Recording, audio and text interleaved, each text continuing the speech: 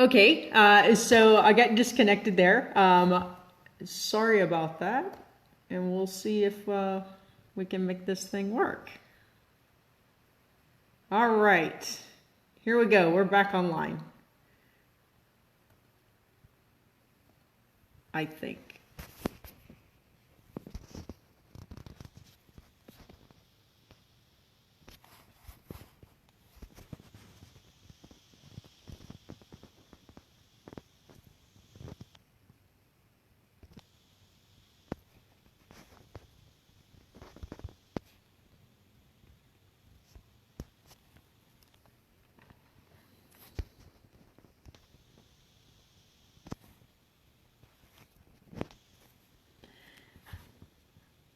All right. I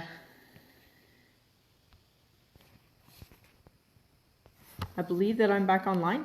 Welcome to Eye2Eye Youth Young Adult Connect. And we are, hello, how you doing? Good to see you tonight. Hope your Bible study is good. Awesome. So we are back. There we go. Now we're coming in. For some reason, my laptop didn't want to behave, but we welcome you, and I am going to see. There we go. Is look at that. The fine one. I got it to overcame tonight, sir. Let me turn off my computer. Yeah. So this is Nathan. I knew that I'd be able to connect with him somehow as soon as we get the connection going. Our topic tonight, we're going to talk about, do you know Jesus, or do you just know of Jesus? And while Nathan's getting himself set there, I was thinking about this topic quite a lot, and I started thinking about what are things where like we know, like we think that we know something, but we don't. And I started thinking about, I was like, it's like celebrities, right? You can see a celebrity and you're talking about them and everything, and then everything about their life, and you're going on and on and on and on. You can like even with sports, you can tell everything about all their pitches, their stats, and all that stuff. And but if you walked up to them, they wouldn't know you. Like you would sit there and you'd be like, I know all this, but then they wouldn't be able to like recognize and know you. And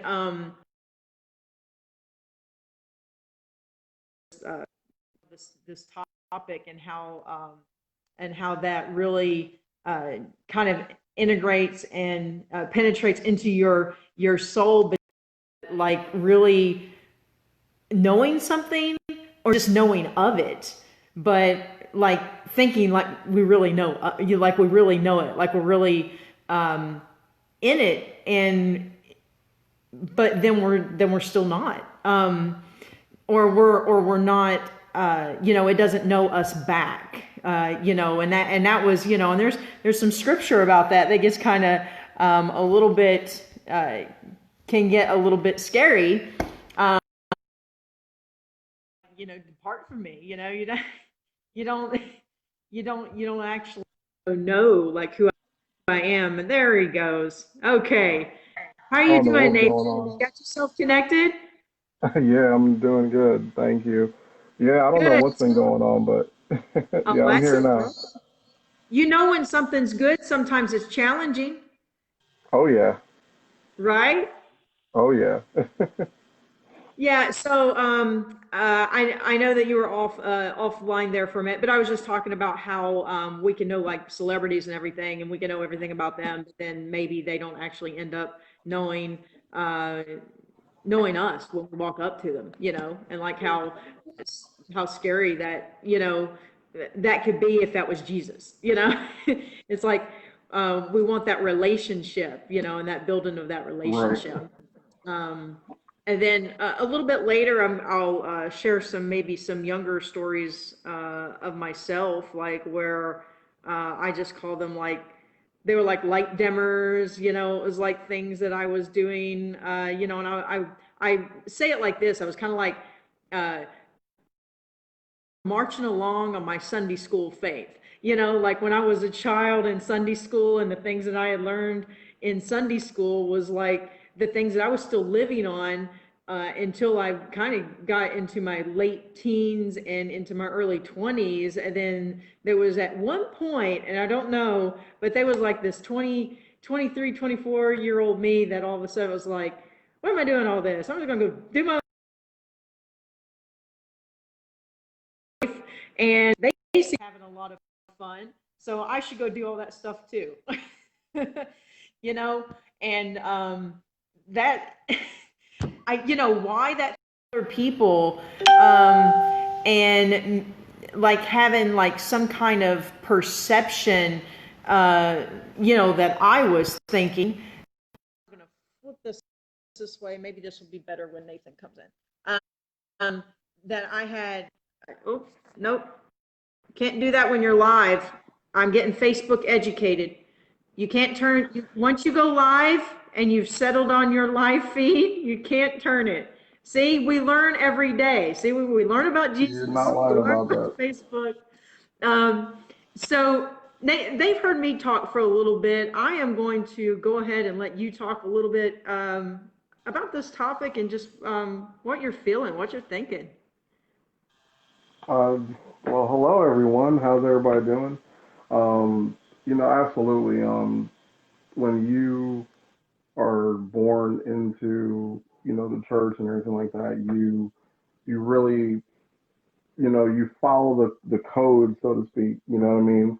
And then there are those times when you get weak and you just fall off, and it's because you know about God, but you don't really know God. And that's just the thing. Like, you have to know Him for yourself. And if you look at even some of the statistics on, on young people leaving church, are staggering. It's like 1 out of 9 young people, they leave the church as they get older and they just fall out. And when I look at those numbers, it's, yeah, because they don't know Jesus. It's basically just knowing about Him, and that's the big difference.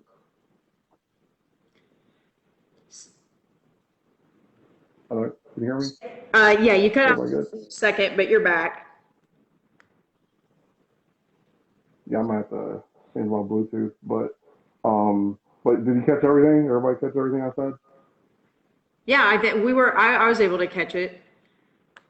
Okay, perfect. But yeah, and just thinking about, like, like when we talked on the phone, thinking about some of my experiences, knowing God made a big difference. Actually, as a matter of fact, I watched a video today of Denzel Washington talking about how he grew up in church, but how knowing God and how knowing who Jesus is and having that personal revelation and that experience with Him changed his life forever, as opposed to just knowing about Him. And he talks about the difference in the walk, and now how he is steadfast on it.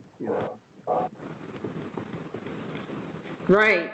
And there's a.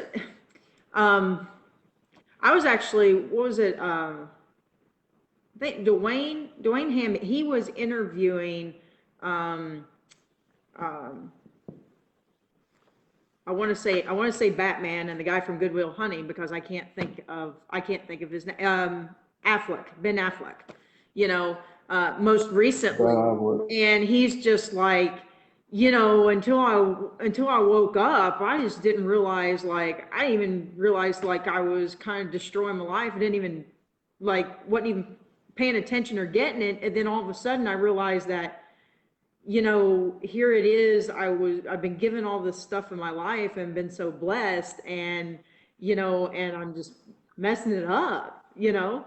And I Right. think that that's why it's so important for us to stay, stay close to, um, stay close to God and be fed His Word, and make sure that we're reading it. I got this Bible in front of me. It's so highlighted that I don't know where the highlight stops and the highlight ends. So then it's got blue ink in it and red ink, and then it gets underlined and Yep. parentheses, and it's getting to the point to where you can't tell one from the other. But at some point in time, I marked it all up, and I might need to start over with the new one to get, to get the freshness out of it, because then I'm trying to read between the lines and trying to read what I wrote, and I'm getting away from maybe even some of the word, right? Because I'm right, you get it so Yep. marked up, and then like all of a sudden it's like, wait a minute, I'm reading more about my words that I wrote, or maybe what the pastor said about that, than actually just reading the word again and getting all caught Yeah. up in that. And I realized I was doing it the other day, and I'm like, wait a minute, what am I getting? I opened the Bible to read this, and I'm reading my notes, on the side.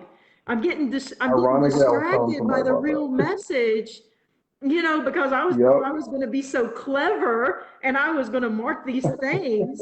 And I started reading all my words, and I started trying to figure out what I was writing at the time about that revelation I was given about the word, to where I wasn't really focusing on the word anymore.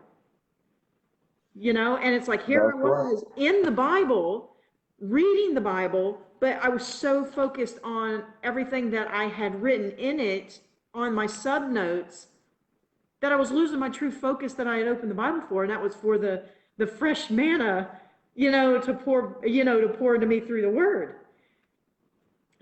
So, and I think that, we have to recognize, uh, we have to recognize, what I call, light dimmers. I borrowed that from, uh, um, Shiloh, but she's Shiloh Taylor now. But I borrowed that from her. I used that at I remember it was either a youth conference or it might have been a Florida convention. And I remember her talking about music, and that it seeps in, and then it became Hmm. dimmers because that was seeping in, and then that became the lightness, that speech easily seeped in, and those became the things that you spoke out, and those became the things that you were doing, not kind of like, you weren't doing it actively, but it was seeping into your spirit, and you Right. didn't realize how much it was. And then later over here, and thank goodness this has not been, not been something that like seeped into my spirit, but I know that I've heard younger individuals, um, like even in places where I work, like they're listening to the music, and the next thing you know, it's like they're speaking out loud, and and they're Yeah. flying words everywhere, and you're like, whoa, do you realize you're All kinds of walking in an craziness. elevator right now?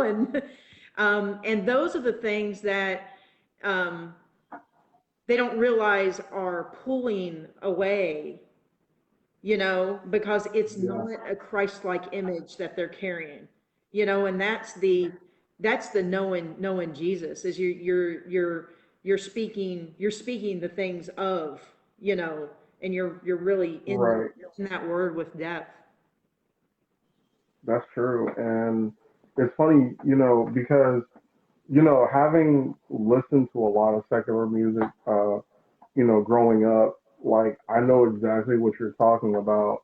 And I used to play it loud, and ashamed to say there was one point at my timeline where I used to listen to a lot of music that had, bad language and stuff like that, and it wasn't necessarily, and I always just like the beat or the rhythm. So when I come across and I talk to a lot of people, they're like, "Oh, I just listened to that," and I'm like, "Yeah, but what you're not understanding is that those words are feeding a part of your spirit. They're feeding a part of your subconscious that you're not knowing, and it affects everything. And what you don't, and sometimes people, they have these mood swings and there's things about their personality that they want to change that are not the character of Christ, or let's call them bad fruits, if you will, and they wonder why they can't change. And it's like, well, the reason why you can't change is because you're putting things that are bad in your body still. You can't say that you know God and you're listening to these things and putting them in your ear and saying that you're listening to it for the beat, because the truth is that it doesn't mix. It doesn't mix with the Spirit of God, and what it's doing is doing the complete opposite. And I told some youth at youth camp one time, there's a lot of instrumentals out there you can download that don't have words to it. If you like the beat, you can listen to instrumentals. I was like, you could even make your own instrumental.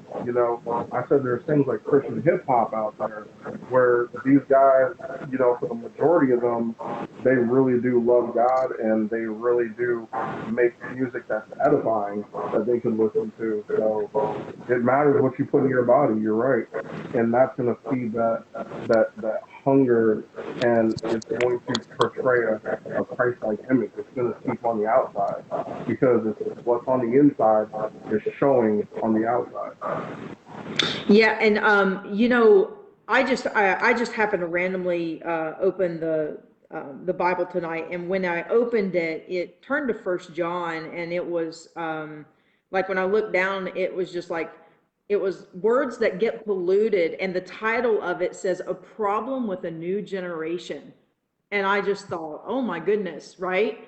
Um, Mm-hmm. I was like, wow, because same words, different meanings, and just twisting things all up, and where you think that you're saying one thing and you're actually, it's got such a different meaning for somebody else, uh, and you're just like, well, wait a second, 2 years ago this word meant that, and and didn't mean anything. That was too bad. And the next thing you know, it's like you're using that word, and the new generation's looking at you like, you know what you're saying, you're kind of like, Yeah, they're what am laughing I at you. saying? Well, it's like, what Yeah. am I saying? You're like, no, I'm just saying this. You want me to go get Webster's? I can show you the definition. And they're like, that's not what it means. Everything has changed. Everything has changed nowadays, and that's the language is so different, and with this generation, it is so different. Everything, even sometimes I have a nephew and a niece, and their taste in fashion is different. Even the music nowadays is the taste is different. But I get it and I understand. But I always tell them, like, hey, don't forsake too much the things of old, because you can still learn something from that. And little do you know, what you love now was influenced by something of old. It's just in a newer form. Especially when it comes to art, fashions, and music and stuff like that. Yeah, I mean, it's just it's it's fascinating what I don't know. The thing is, it's like what you walk around with. Like people kind of notice that, right? It's like they notice those things. And I wrote down something like briefly, and I was like, what are some of your favorite people or things to follow and keep up with? It's like, think about that for a second. It's like, what is some of your favorite people or things to follow and keep up with? Those are some of those things that you're going to say, that's what I know and that's what knows me, right? But Hmm. but it may not. It's just that's what that's what you're thinking. And then you have, do you find it easy to commit to something for a long time? Like, I mean, Hmm. committing to Jesus, committing to the word, like that means I've got to be willing to cut myself off from what from opportunities, Everything. right? Yep. Because Yep. I remember this one job that I was offered at one point, and I honestly called it the devil's money because it was the most money I ever been offered. It was a six-figure income, and later on I was thinking like, why in the world didn't I take that? But but the problem is I kept feeling like I would have been selling out my values. I would have been selling out what I didn't think was right. And what it was a job with an AV company. And basically what I was supposed to be, the VP of sales, right? But what my vision was gaining national accounts, right? And being a loyal vendor to them. What they wanted me to do was sell the highest end thing, regardless of if it was, maybe they needed only one piece of it, and I could sell them something that was $2,000 instead of 15,000. But they're like, Wow. and because it was a corporate accounts, they wanted to just, and I was just like, I can't do that in good, it's like in my, Hmm. so I'm like, I would not be able to go and sleep. Now it would have made my paycheck nicer and my commission nicer. But the thing is, it's like, that money would have never felt like earned honestly. I mean, it would have felt like I was always, Right. like I was taking something from somebody, even if it is a corporation. Corporations give to different charities and other things like that. Like you're still taking something away, when it was something that Right. had not been needed. Wasn't something that had been needed. um it wasn't the necessary for them to have it to do the job, if that makes sense. So Right. Yeah, I understand. yeah. So let's see. We've got uh,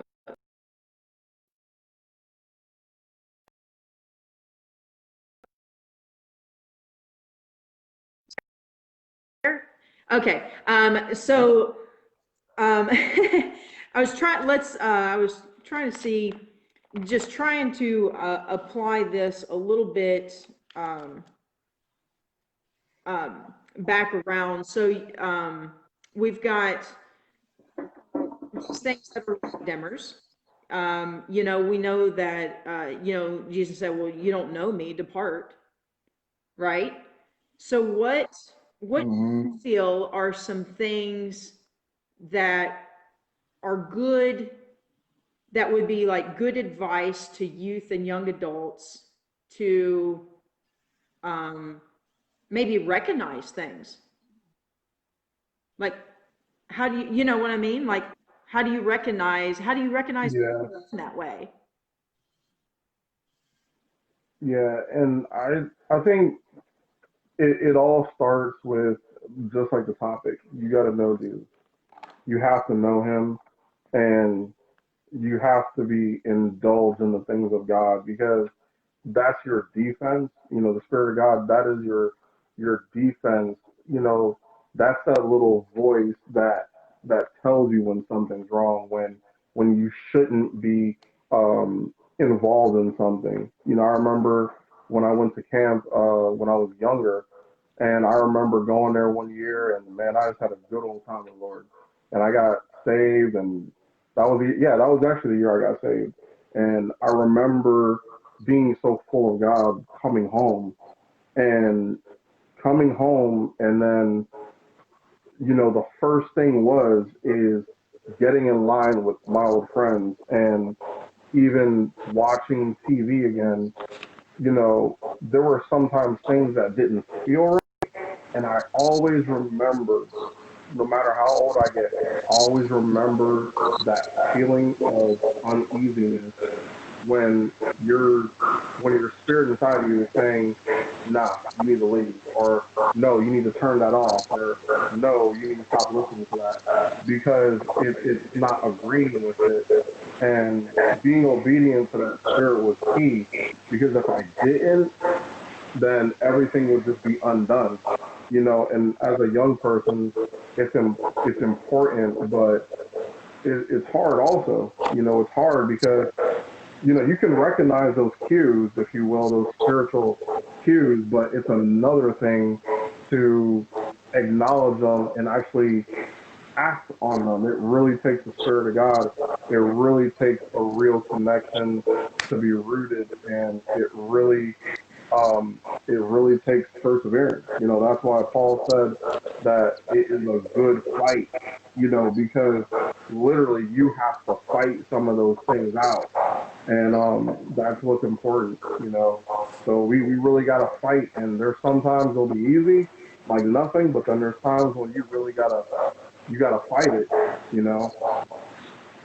And so, and turning this a little bit, because you're saying, yeah, when you get these moments, you get saved, because I mean, you get so high, right? And then like you get back from camp, and you're just like, Oh yeah. ugh. Because you had all of a sudden you didn't have these friends, and then you have a bunch of friends, and you got friends, and everybody's getting like-minded, and you're in this environment, and you're so saturated, and then it's just like you're cut off from it, right? And then even maybe you're going back, and your parents don't understand where you have changed. Even maybe the friends that you were around, they certainly don't know, unless they Oh no. were only in that circle. So what would be some advice? You gave this church example of coming back from camp. What would be some advice that maybe we could give parents that might be listening later, or youth leaders, or pastors, or what is some advice that you think that would have helped this fire that started within you, for maybe even, I'm going to say, that the people that were receiving the youth, that they would assume best intentions, that this individual in their life, like what what kind of advice would you give there, from somebody that kind of felt that, was on that side, and um, maybe needed, but didn't know you needed at the time, but now you can see, because you've been through it on the other side, what you might have needed that would have been Right. help. Well, for me, personally, I grew up a little different from most youth. I grew up in a Christian home. My mother was in the ministry early. Uh, I didn't have a youth group growing up, and that was one of the things. I didn't have that grounding uh, force with activity. So when you're not that, and if you're not, reading with your parents and doing things like that, or being purposeful, you have idle time, and it's dangerous nowadays because nowadays there's things like YouTube, social media, so kids have more access to anything when they're bored. And I would say the key is keeping them active and keeping them in some kind of activity that is edifying, that's helping that grow. It's kind of like, I always look at the NBA or any sport. The off season, you have certain players who they they travel here, travel there, and you don't. All you see is pictures of them having fun, and they come back the next season and they're not able to perform. But then you have players who you hear nothing about, but that's because they're waking up at 4 a.m. They're at the gym every day, putting in work, and they're training for next season, literally. There's players who have spent hours and hours in the gym nonstop throughout their off season because their whole point is that I need to sustain my skills so that way, or perfect them so I can go forward. So really, it's when kids become idle and they are not involved in, or they're not feeding that spirit of God, of course, they're feeding it with other things. Then when they get back, it's like kids going back to school after being off, or any of us, even as college students, whatever, or adults, we go back to school and we haven't been training our mind, we haven't been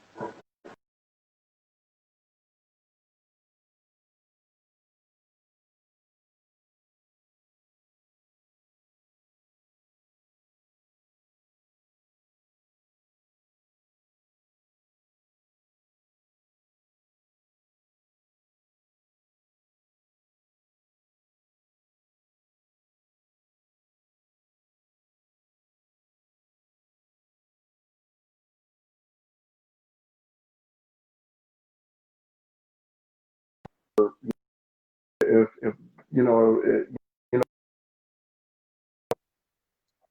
what can I do to stay involved? You know, gather with your friends and do things behind, you know, take walks, read scriptures, listen, to the hymns and really, bask yourself in that. For parents, find something to keep them connected.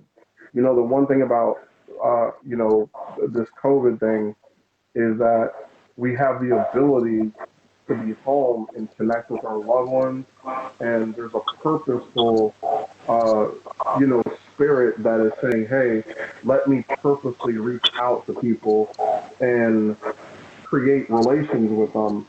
And that's beautiful because it's something that we necessarily really don't have in normal society. So, yeah, do things as a family.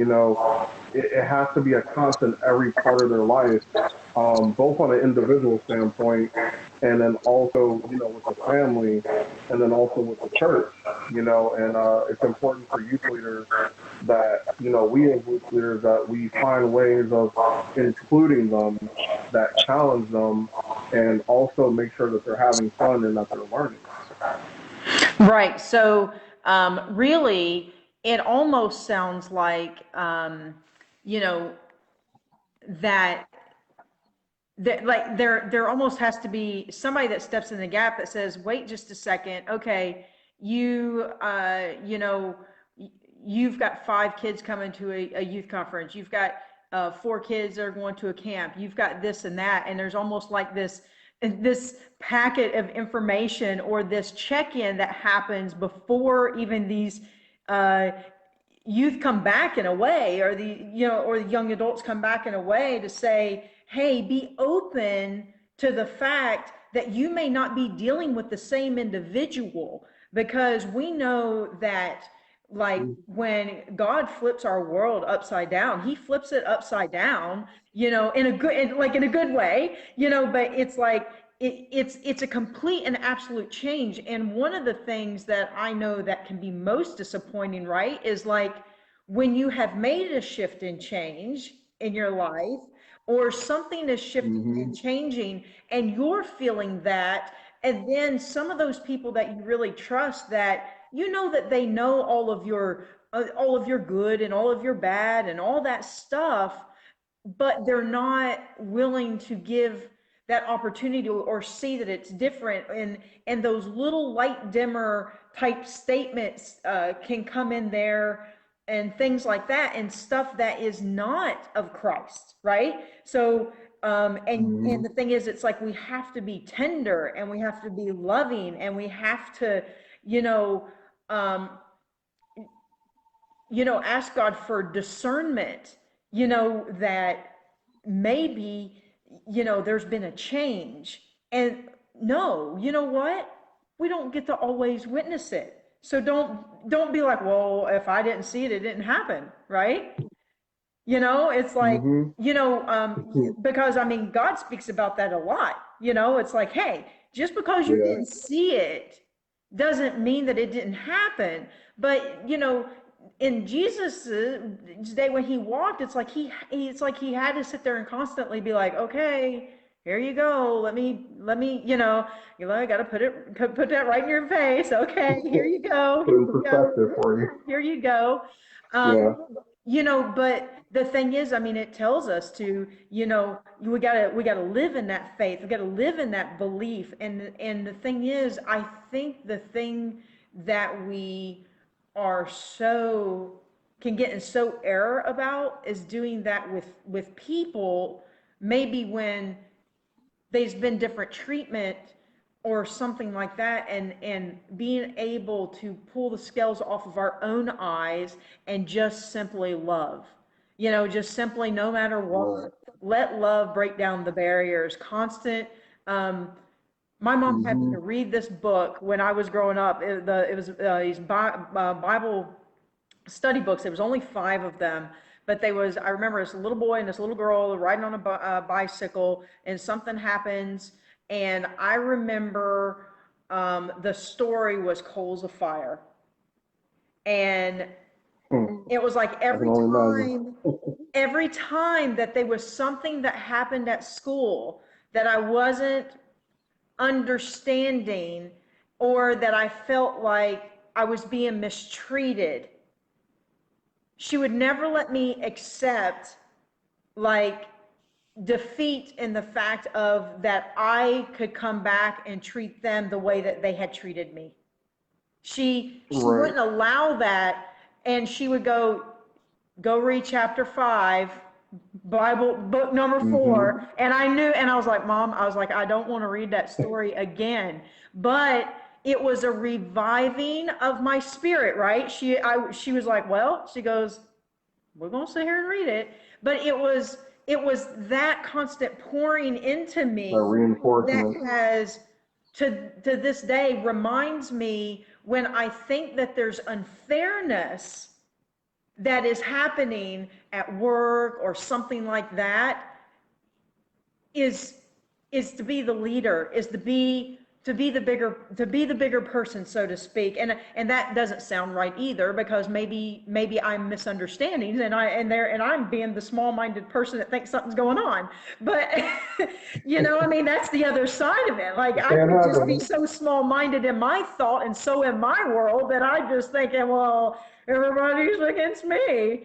But the reality of it is, what I'm talking about is the coals of fire, is you're putting that love in there, and love conquers all. So you're Yes. pouring in the love, and what's happening at that point, is we're not allowing that flame to continue to ignite, because the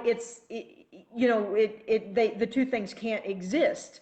And it just, eventually, it's like, either at least you didn't reach down to where they were trying to bring you, because Bring you down to.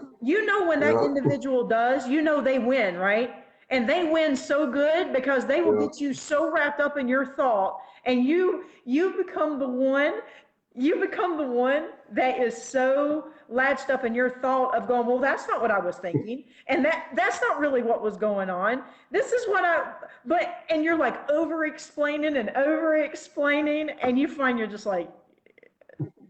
like, well, You're like, that I'm done. that went wrong 20 minutes when I gave in and quit using the love factor, and I decided to go ahead and just be like, and say something saucy, right? Because isn't that normally how, and parents, when you watch this later, I know you're going to agree with me, because I did this as a teenager. Teenagers, listen, here's a real world story. Somehow, when I got to be 13, 14, 15, 16, I don't know, but for some reason, my brains and my smarts were so much smarter than any wisdom of any adult that could give me. And I still to this day don't know why I ever thought that. but I but think the that's thing just is, you get the way of young people. and you start getting smart with your parents and stuff like that. Yeah. And they kind of start looking at you like, what do you think you're doing, little human? Yeah. Not, yeah. Well, let's see. When I was 18, tried that one. Yeah, didn't end well. Let's Yeah, put it this way. I didn't know a 60-year-old man could move that quick, but man, one minute he was like a good like 15 feet. The next minute I was like pop, and I was like, oh, okay. Yeah, you're right. I was a little loud. I yelled a little bit. yeah. So, I mean, but you just get that courage, and it's just like it's yeah, it's something that we like young people. Even like my niece and my nephew, sometimes I get that with, and I have to like there were times when they would say something like, what did you just say to me?" And I'm laughing because I'm like, I can't believe you just said that, and they're like, it's true, Uncle Nate, and I'm like, all right, fine.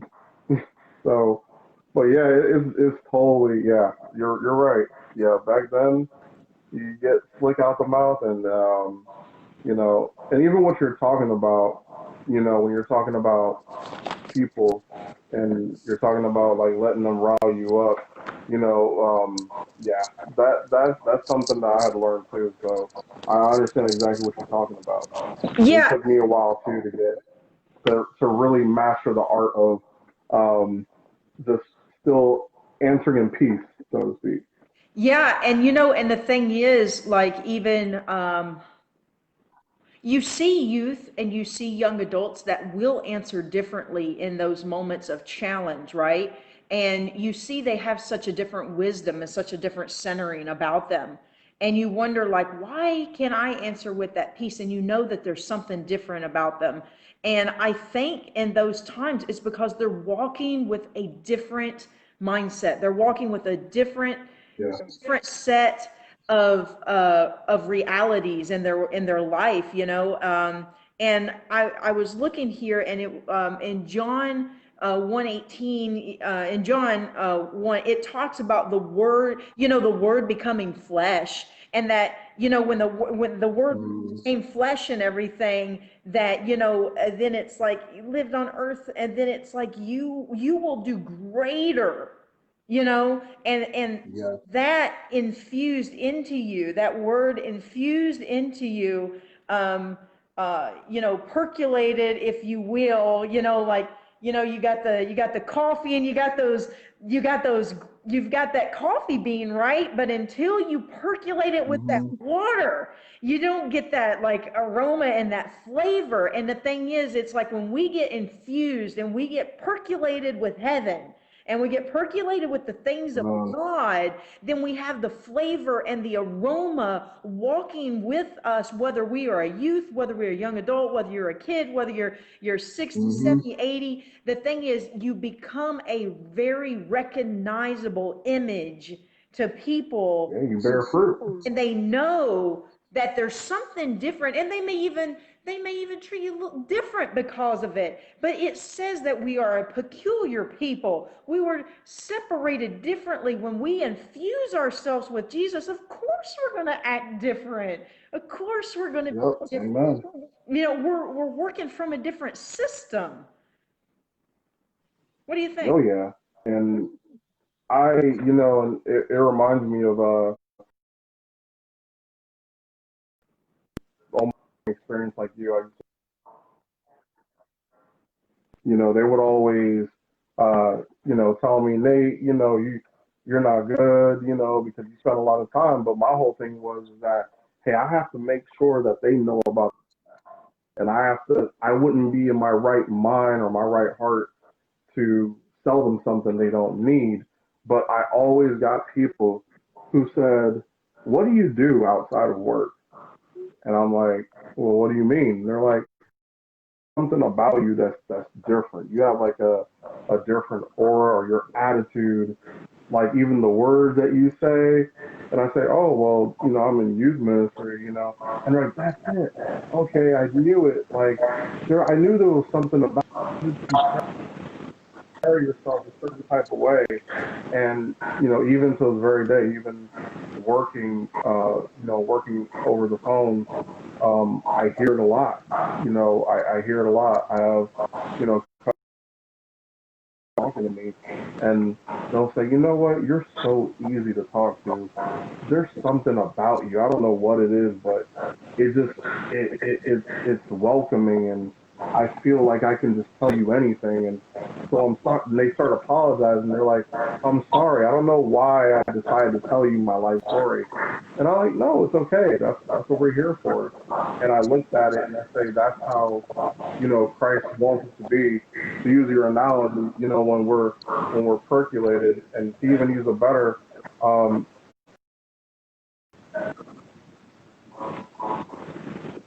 connected to the vine, as it says in John 15, and we start to bear fruit.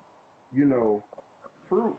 If you ever walk into a fruit store and the fruit is fresh and it's good, there's a flavor that hits your nose that is unlike anything. Fresh grapes, fresh apples. Like when you smell it, it does something to you. That aroma, and I believe that as believers, when we are connected to the vine, when we bear fruit,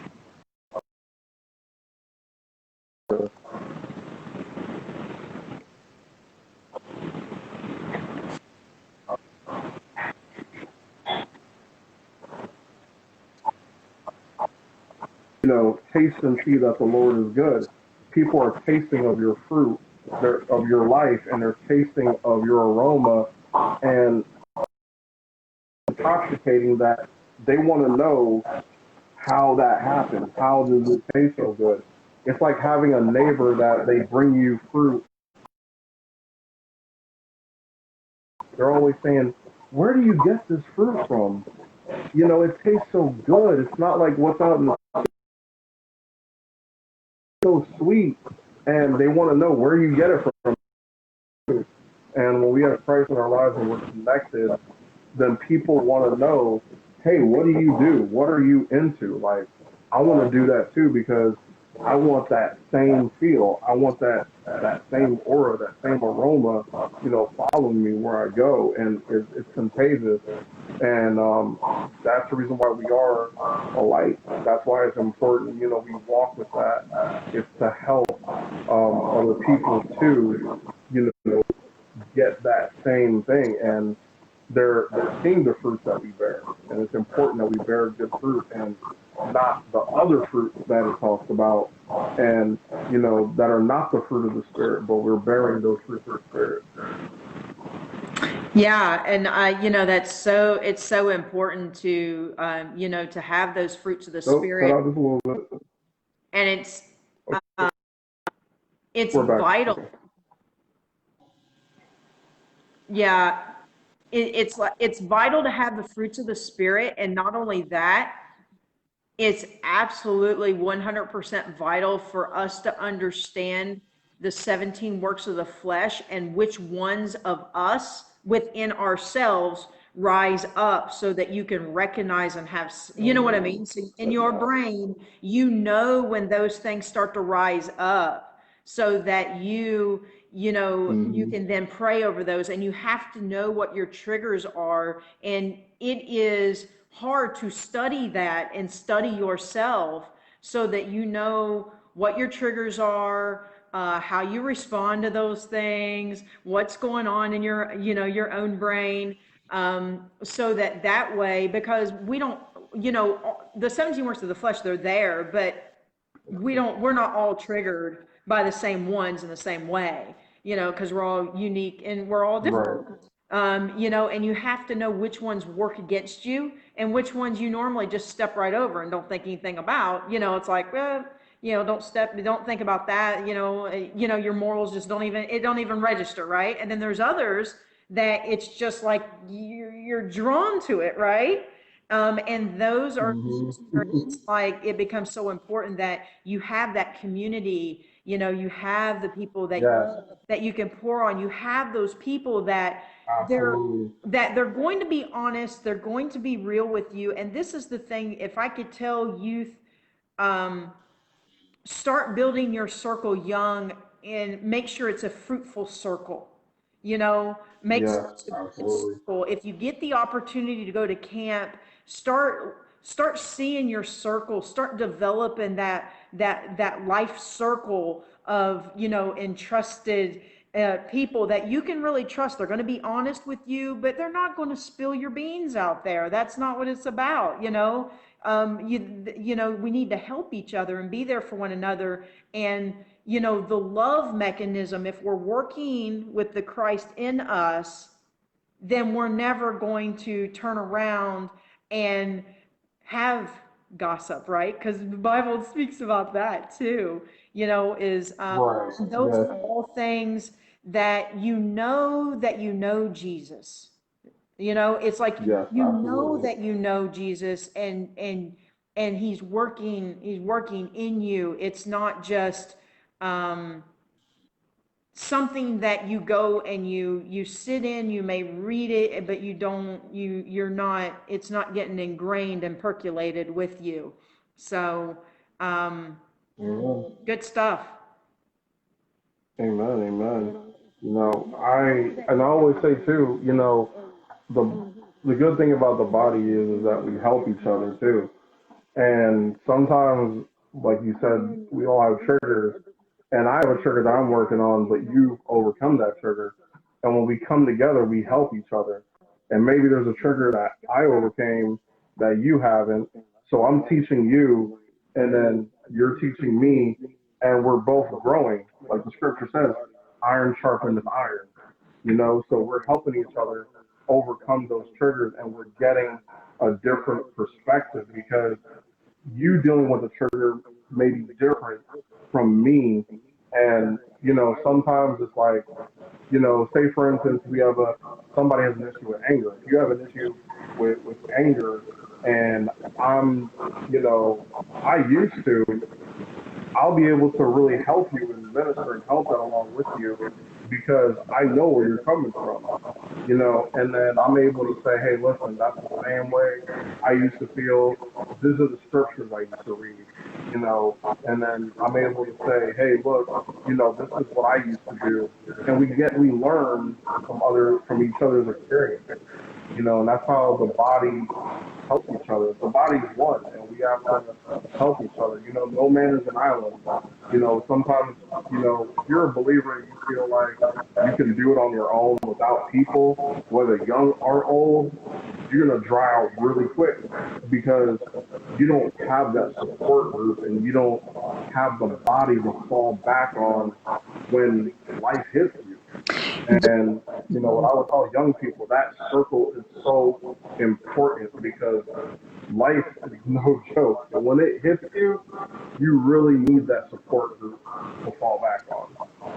Yeah, and and I was just sitting here and I was just thinking about um, like how does this apply to the youth? But wow, doesn't it apply to the teenagers like big ways, right? Because that's normally like sometimes like I know like grandparents and parents, and it's like they can get so frustrated because it's like, okay, well, all of a sudden, like a youth pastor, youth director can talk to my youth, and all of a sudden they got, they're all, they're all different and everything, and it's like they get it and they kind of understand things, but why couldn't they get it when it was coming out of, like, my mouth? Because, and it was the same message, but, sometimes they need that outside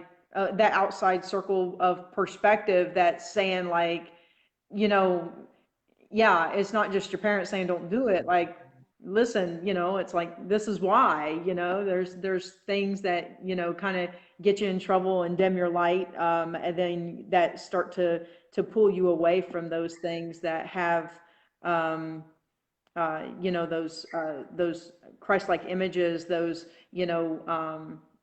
really did, knowing Jesus and really responding with, his response, not so much your trigger response.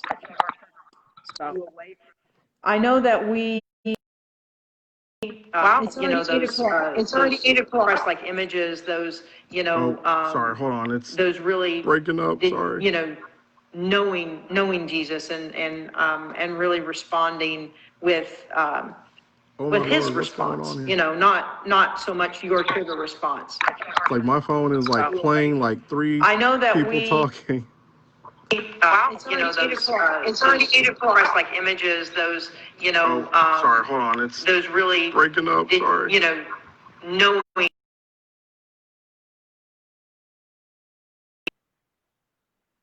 Who loves technology? You got on technology. Well, so I.